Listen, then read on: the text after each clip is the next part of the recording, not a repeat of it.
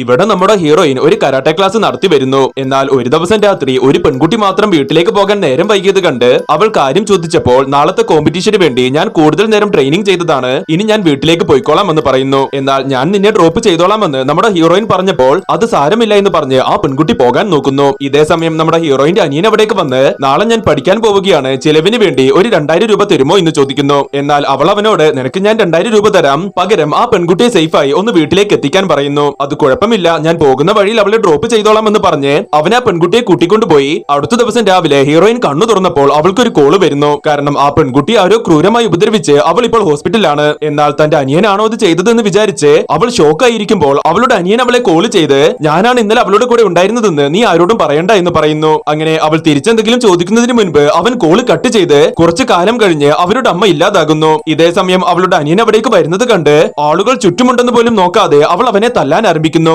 അവൾ അന്ന് നടന്നു പോയിരുന്നെങ്കിൽ കൂടെ അവൾക്ക് ഈ ഗതി വരില്ലായിരുന്നു. നിന്നെ വിശ്വസിച്ചാണ് അന്ന് ഞാൻ അവളെ നിന്റെ കൂടെ വിട്ടതെന്ന് പറഞ്ഞ് എല്ലാവരുടെയും മുന്നിൽ വെച്ച് അവൾ അനിയന്റെ ജീവൻ എടുക്കുന്നു.